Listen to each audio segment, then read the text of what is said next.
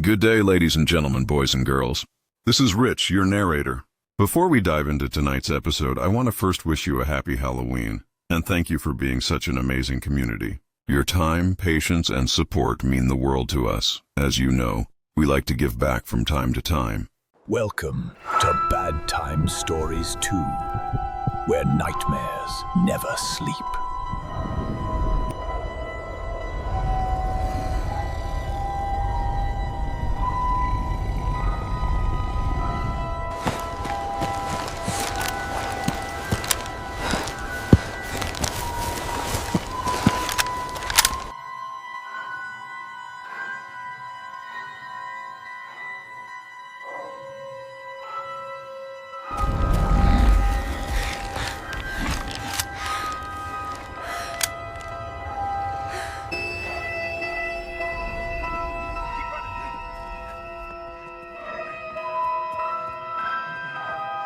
Behind us.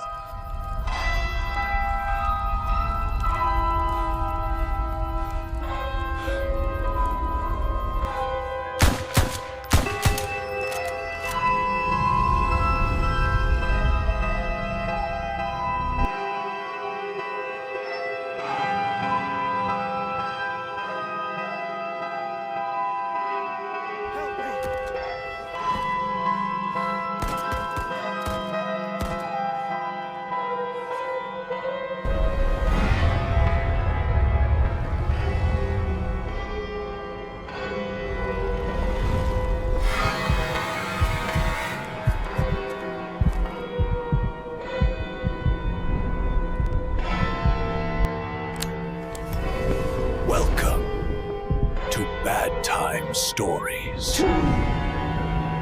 Do you remember a couple of years ago when we held the graphic novella competition and the winner had a 10-page story created to their brief?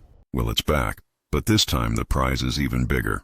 The winner will receive a 15-page graphic novella, with each page containing 6 to 7 panels. At roughly $150 per page, this is easily the most expensive giveaway we've ever done. And your chance to win starts in this very episode. The 1980s are collectively the Bedtime Stories team's favorite era for film, and hidden throughout tonight's spooky tales are multiple characters from 80s movies. I won't tell you how many there are, but there are more than 10 and fewer than 20, and some are extremely tricky to spot. To enter, send an email to www.youtube.com or Bedtime Stories 2, listing all the characters you can find and where you saw them in the episode. If you find them all, we'll contact you with details for the second round. Happy hunting, and once again, happy Halloween. Now enjoy the episode.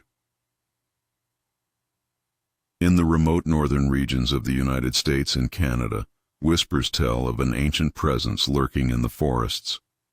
Native tribes have long claimed it has always been there, a malevolent, cannibalistic creature with an insatiable hunger for human flesh. But more recent reports suggest its influence may no longer be limited to the wilderness. Could even urban areas be at risk from the shadow of the Wendigo? Most sightings of the Wendigo are concentrated in the far northern United States, especially along the rugged, shadowy forests near the Canadian border.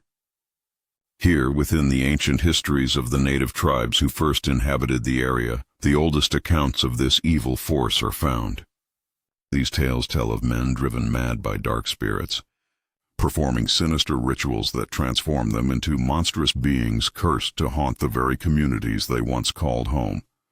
As the legend of this cannibalistic creature spread beyond its origins, so too did reports of encounters across the United States. News outlets and social media began receiving accounts of creatures resembling ape-like or dog-like men. Even more chilling were the stories of pale, emaciated figures lurking in the woods at the edges of towns. These are no ordinary intruders. With glowing eyes and the terrifying ability to invade the minds of those they encounter, they are said to mimic the voices of loved ones.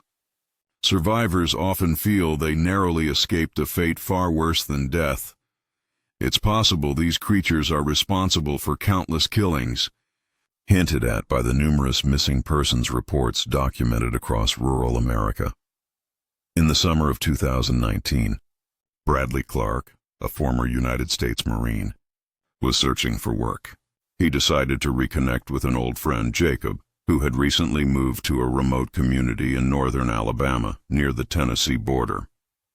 With some free time, Bradley accepted Jacob's invitation to spend a long weekend together. During the visit, the two friends decided to go hunting. To stay safe, they remained close to Jacob's home. The day passed uneventfully, and as dusk settled, they agreed it was time to head back. Walking along the trail toward Jacob's truck, a sudden commotion deeper in the woods caught their attention. Instinctively, they raised their weapons, ready for whatever might be approaching. Predator or prey, they could not tell. After a tense moment of silence, a pack of coyotes suddenly bolted from the trees. Though coyote attacks can be dangerous, Jacob and Bradley remained alert. But to their surprise, the coyotes didn't even notice them, racing across the trail and disappearing into the woods on the far side. Just as they began to relax, another sound emerged. This one was heavier, deliberate, and unmistakably large, moving through the forest with a presence far more ominous than anything they had expected. The forest had grown eerily quiet, as if nature itself were holding its breath.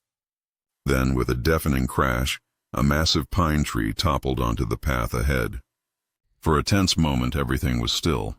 Bradley and Jacob exchanged uneasy glances, unsure of what to do next. From behind the fallen tree, a voice suddenly rang out, a voice they both recognized. It was Jacob's teenage sister, Olivia. Her cries were urgent and desperate, pleading for help. Without hesitation, Bradley moved toward the sound, but Jacob grabbed his arm, whispering in terror, "How could Olivia possibly be here?" She had no way of knowing their location or reaching the woods. Yet her cries continued, desperate and pleading. Olivia claimed she was trapped behind the fallen tree. Despite the growing sense of dread, the men froze, paralyzed by the nagging feeling that something was terribly wrong. Then, just as abruptly as it began, the voice cut off. From behind the tree, a grotesque figure emerged, sending their blood running cold. Standing at least 9 feet tall, its skeletal frame was draped in deathly pale skin, stretched tight over its bones. Its eyes glowed an eerie blue, devoid of pupils, staring at the two hunters with malevolent rage. Bradley instinctively raised his rifle, but Jacob yanked him back, urging him to run toward the truck. They sprinted through the dense forest, glancing back to see if the creature was following. The trees obscured their view, and only when they reached the safety of their vehicle did Bradley summon the courage to ask what they had encountered. Jacob, still shaken, confessed he didn't know for sure. He had heard disturbing stories from family and friends. According to these tales, bullets were useless against such beings, which is why he insisted on running. Many local hunters had simply vanished without a trace, their belongings later found abandoned deep in the woods. Neither man spoke of the encounter again, though Jacob rushed to check on Olivia as soon as they reached home. To his immense relief, she was safe and hadn't even left the house that day. Tennessee might seem too far south for a creature typically tied to the U.S.-Canada border. Yet this aligns with growing reports suggesting that the Wendigo is no longer confined to the remote north, if it ever was. In the autumn of 2015, Adam Reed, a Houston-based police officer, agreed to give his friend Luke a ride home after a night shift. The two lived on neighboring farms and often carpooled for social outings. After ensuring his children were asleep, Adam drove to pick up Luke. The ride started normally, with conversation about work, family, and weekend plans. But as Adam turned onto the drive leading to Luke's property, something unusual caught his eye. Near a fire pit Luke had dug, 2 glowing lights appeared, like torches staring directly at him. Puzzled, Adam stopped the car about 40 yards away. Both men watched the strange lights, trying to identify them. Then, in eerie unison, the lights blinked out and reappeared, resembling a pair of eyes. Assuming trespassers were on the property, Adam cautiously approached the pit while Luke ran inside to retrieve a rifle. Adam, used to tense situations as a police officer, moved slowly, scanning the area with the truck's lights. But the pit was empty. Suddenly, heavy footsteps sounded behind him. Adam assumed it was Luke, but the footfalls were far too heavy. A gunshot rang out. Adam spun around to see Luke on the porch, rifle raised, fear etched across his face. Following his gaze, Adam saw a tall, thin figure fleeing toward the woods. The creature was at least 8 feet tall, with grotesquely long limbs and ghostly white skin that stood stark against the darkness. As it reached the tree line, it paused, staring back at them with glowing eyes identical to those seen earlier. They opened fire, but the creature vanished into the forest. Determined to track it, the men grabbed torches and pursued it for over 20 minutes. Leaves rustled, shadows moved, but the creature seemed to evade them effortlessly. At one point, glowing eyes appeared on a branch 15 feet above them, followed by a blood-curdling roar before it disappeared again. Eventually, the woods fell silent. The next morning, Adam returned with Luke to search for clues. They found trampled undergrowth and strange triangular impressions pressed into the soft soil. Neither experienced outdoorsman could explain what they had seen or shot at. Native accounts of Wendigos vary.